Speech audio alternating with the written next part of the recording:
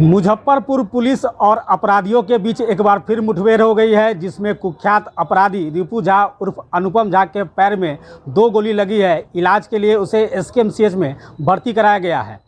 बता दें कि बीते 10 अप्रैल को रामदयालु रोड स्थित कलकत्ता ज्वेलर्स में 51 लाख रुपए की लूट की घटना को अंजाम दिया गया था।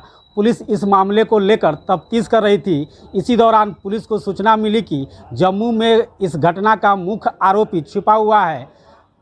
पुलिस वहां पर छापेमारी करती है और इस मामले के मुख्य आरोपी रिपू झा उर्फ अनुपम झा को वहां से गिरफ्तार कर लेती है। सख्ती से पूछताछ करने पर रिपू झा ने बताया कि उसने अपने एक साथी जो बनारस में छिपा हुआ है, उसके यहाँ चोरी का सारा माल छुपा कर रखा है। पुलिस ने उसके साथी को जब गिरफ्तार करने गई तो वहां से सारा माल बरामद हो गया, लेकिन वो आरोपी वहां से फरार हो गए। इस दौरान जब रिपू झा उर्फ अनुपम झा को पुलिस लेकर मुजफ्फरपुर आ रही थी, इसी दौरान फकुली थाना क्षेत्र के पास शौच के बहाने रिपू झा उर्फ अनुपम झा पुलिस की राइफल छीनकर भागने का प्रयास करता है, जिस पे दोनों तरफ से ताबड़तोड़ फायरिंग होती है और इसमें मुख्य आरोपी रिपू झा उर्फ अनुपम झा को पैर में 2 गोली लगती है, जिसे इलाज के लिए पुलिस के द्वारा एसकेएमसीएच में भर्ती कराया गया है। पूरे मामले को लेकर एसएसपी राकेश कुमार ने आज प्रेस वार्ता के दौरान बताया कि इस मामले में कुल 5 आरोपी को गिरफ्तार किया गया है। और क्या कुछ बता रहे हैं एसएसपी राकेश कुमार, आइए आपको इस वीडियो में आगे हम सुनाते हैं। 10 अप्रैल 2024 को सदर थाना के अंतर्गत एक ज्वेलरी शॉप है कोलकाता ज्वेलर्स, उसमें दिन में 3 अपराध कर्मियों के द्वारा लूटपाट की घटना को अंजाम दिया गया था, जिसमें काफ़ी ज्वेलरी आइटम्स उनके द्वारा लूट के ले जाए गए थे। इसी घटना के आलोक में एक एसआईटी बनाई गई थी, जो सिटी एसपी उनके नेतृत्व में बनाई गई थी, और डीएसपी टाउन 2 और एसपी टाउन और हम लोगों की जो डीआई की टीम है और सदर थाने की टीम इसमें लगातार होमवर्क कर रही थी। और इस इन्वेस्टिगेशन के लिए हम लोगों ने पूरे शहर में लगभग 200 से ज़्यादा जो कैमरे हैं सीसीटीवी उन पर काम किया, और फाइनली एक जगह सीसीटीवी हम लोगों की एक लोकेशन कैद हुई, जिस गली में लगभग 12:15 बजे एक बाइक पर, जो कि येलो कलर की बाइक थी, जो घटनास्थल में प्रयुक्त हुई थी, उसमें 2 अपराधकर्मी एक गली में जाते हुए दिखाई देते हैं, और उसके 15 मिनट बाद में सेम गली से 3 अपराधकर्मी वापस आते हुए दिखाई देते हैं। हम लोगों ने इस आधार पर उस एरिया को चिन्हित किया, उस एरिया में होमवर्क करके घर को चिन्हित किया, उस घर में रेड की गई, और उसमें से फिर उस दौरान 2 व्यक्तियों की गिरफ्तारी की गई, जिसमें से एक का नाम विकास झा है और दूसरे अपराधकर्मी का नाम अरविंद कुमार है। इन लोगों से पूछताछ के दौरान इन लोगों ने अपनी संलिप्तता को स्वीकार किया, और इस घटना में जो अन्य 3 अपराधकर्मी थे जो घटनास्थल पर आए थे उनके बारे में जानकारी दी। फिर टीम उस इनपुट के आधार पर लगातार काम कर रही थी। इसी बीच इनपुट प्राप्त हुआ कि इसका जो मुख्य अपराधकर्मी है, जिसका नाम अनुपम झा है, उस रिपू झा, जो वैशाली के राजा पाकड़ के रहने वाले हैं और काफ़ी कुख्यात अपराधकर्मी हैं, और गोल्ड लूट के इन्होंने अन्य राज्यों में बहुत बड़ी बड़ी घटनाओं को अंजाम दिया है।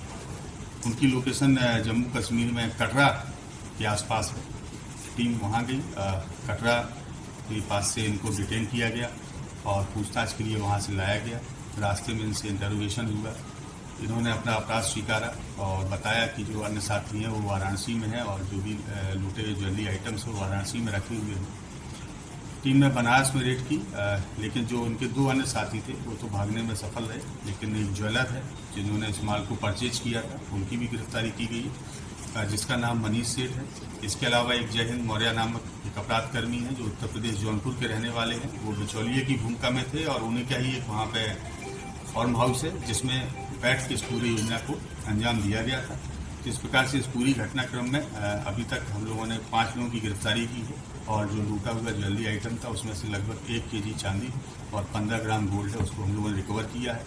2 अपराधकर्मी इसमें अभी भी फरार हैं, जिनकी गिरफ्तारी के लिए हम लोग प्रयास कर रहे हैं।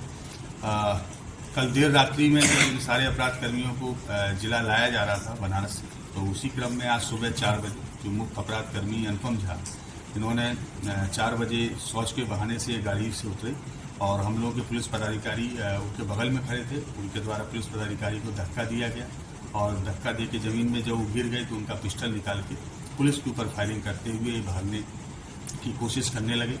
लगभग 8 राउंड गोली उनके द्वारा चलाई गई, जिसमें से 2 बुलेट्स हम लोगों की जो गाड़ी है उसके ऊपर लगे।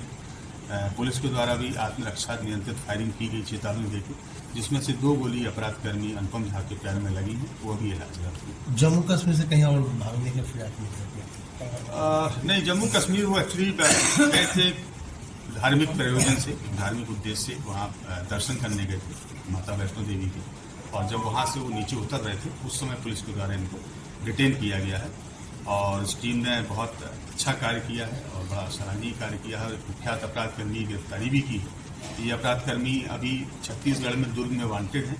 2023 में इनकी गिरफ्तारी वहाँ पे एक ज्वेलरी लूटकांड हुआ था। अमलेश्वर सर्राफ थे उनकी दुकान पे और गोलीबारी के दौरान उनकी हत्या भी इनके द्वारा कर दी गई थी, इनकी टीम के द्वारा।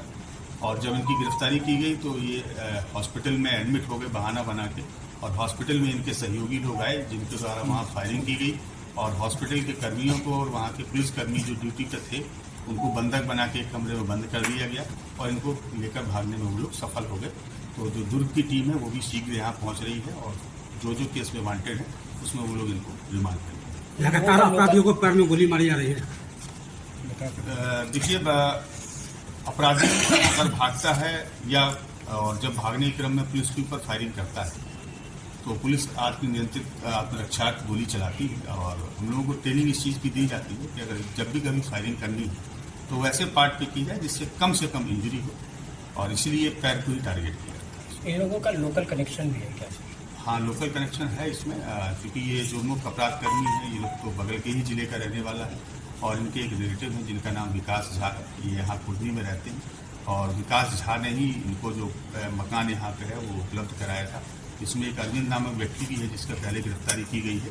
विकास और अरविंद दोनों इसी जिले में रहते हैं और उन्होंने ही इसमें लाइनर की भूमिका निभाई। और कहीं भी इन लोग के ऊपर मामले दर्ज हैं क्या? हाँ, इनका एक काफ़ी लंबा आपराधिक इतिहास है जो मैं आप लोगों के साथ शेयर कर रहा हूँ।